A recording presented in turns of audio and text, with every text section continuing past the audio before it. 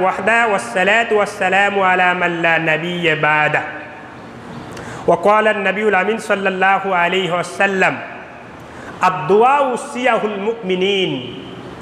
দোয়া হচ্ছে মুমিনের অস্ত্র স্বরূপ। আদ-দুআউ মুখুল ইবাদাহ, দোয়া হচ্ছে ইবাদতের মস্তিষ্ক স্বরূপ, মগজ স্বরূপ। আদ-দুআউ হুয়াল ইবাদাহ, আর দোয়া করাই হচ্ছে ইবাদত।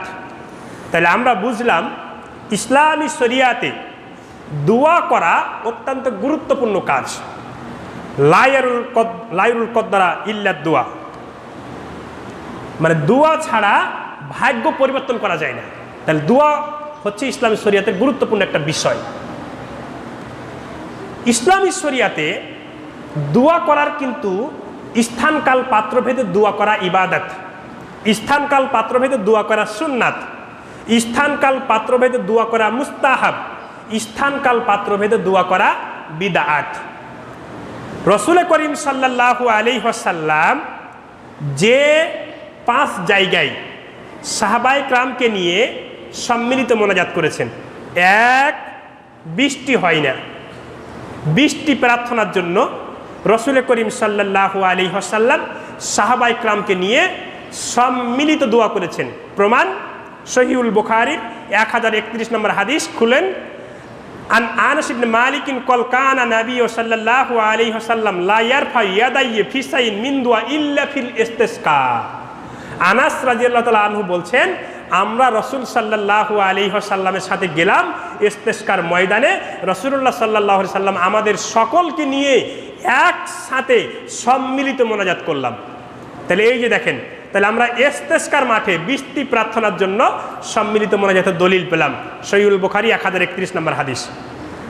দ্বিতীয় স্থান, মোট 5 জায়গায় রাসূল সাল্লাল্লাহু আলাইহি ওয়াসাল্লাম সাহাবায়ে কেরামকে নিয়ে সম্মিলিত মোনাজাত করেছেন, আর 17 জায়গায় একাকী মোনাজাত করেছেন। কত জায়গায়? 17 জায়গায়। তাহলে যে 5 জায়গায় রাসূল সাল্লাল্লাহু আলাইহি ওয়াসাল্লাম সাহাবায়ে কেরামকে নিয়ে সম্মিলিত মোনাজাত করেছেন, সেখানে সম্মিলিত মোনাজাত করাই সুন্নাত। আর যেখানে রাসূল সাল্লাল্লাহু আলাইহি ওয়াসাল্লাম একা একা মোনাজাত করেছেন, সেখানে একা একা করা সুন্নাত। 2, কুনুতে বেতর। এই যে আপনারা এই যে বেতর নামাজের সময় যে কুনুত পড়েন না, আল্লাহুম্মা হাদিনি ফিমান হাদাইতা, এই যে কুনুত শেষ রাকাতে গিয়ে কুনুত পড়েন, রুকুর আগে পড়েন বা পরে পড়েন, এইখানে কিন্তু ইমাম মুক্তাদি সকলেই সম্মিলিত মোনাজাত আছে। 3, অতিবৃষ্টি। এমন বৃষ্টি শুরু হয়েছে যে ফসল, মাঠ ঘাট ডুবে যাচ্ছে, রাস্তাঘাট ডুবে যাচ্ছে, মানুষের জনজীবন বিপর্যস্ত হয়ে যাচ্ছে। এমতো অবস্থায় বৃষ্টি বন্ধ করার জন্য রাসূল সাল্লাল্লাহু আলাইহি ওয়াসাল্লাম সাহাবায়ে কেরামকে নিয়ে সম্মিলিত মোনাজাত করেছেন। 4, কুনুতে নাজেলা।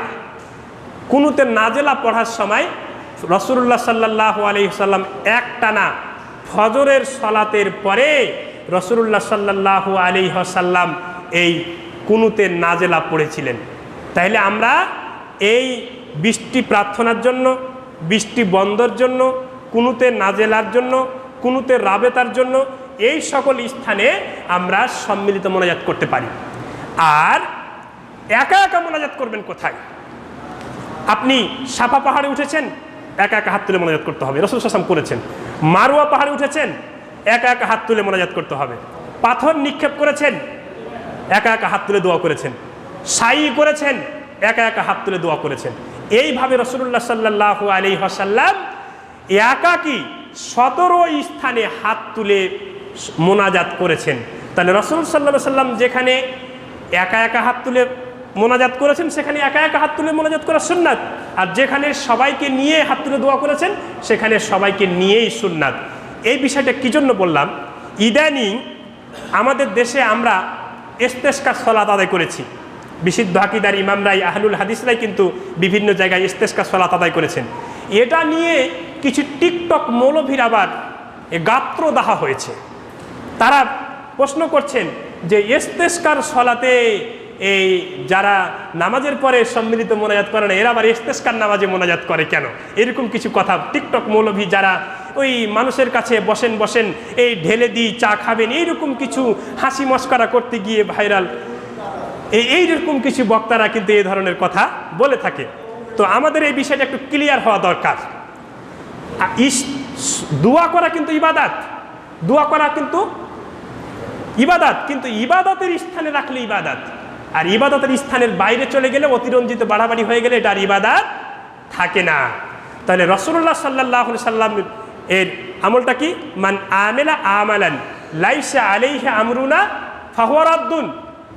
যদি কেউ এমন আমল করে যে আমলটি রাসূলুল্লাহ সাল্লাল্লাহু আলাইহি সাল্লাম কর্তৃক অনুমোদিত নয়, এরকম অনুমোদনবিহীন আমল করলে সেটা হচ্ছে কি?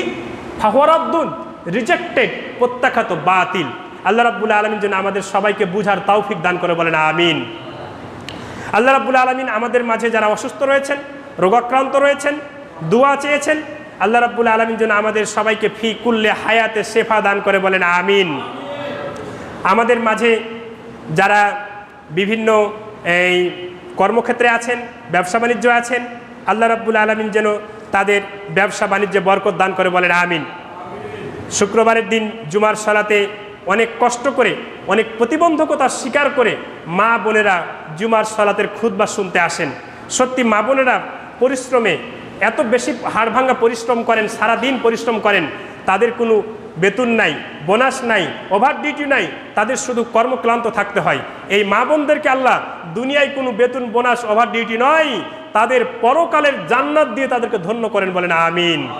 আমাদের মাঝে যারা পূর্বপুরুষ দুনিয়ার জগৎ থেকে চলে গিয়েছেন, জানি না তারা কি অবস্থায় আছেন, তারা যদি পরকালের জগতে একটি পাপের জন্য গ্রেপ্তার হয়ে থাকে, আমরা আজকের এই শেখদি খাসের বাড়ি জামি মসজিদের এই খুতবার মধ্য থেকে মহান রব্বুল ইজ্জাত ওয়াল জালালের কাছে প্রার্থনা করছি, ফাফরিশু ফিল জান্নাহ ওয়া আলবিশুহু মিনাল জান্নাহ ওয়া আফতাহু লাহু বাবান ইলাল জান্নাহ, বলেন আমিন।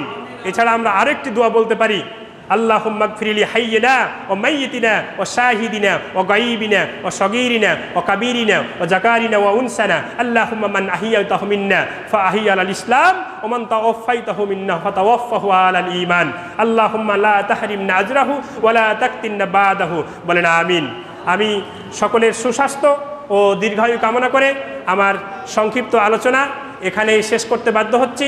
সুবহানাকা আল্লাহুম্মা ওয়া বিহামদিকা আশহাদু আল্লা ইলাহা ইল্লা আনতা আস্তাগফিরুকা ওয়া আতুবু ইলাইক।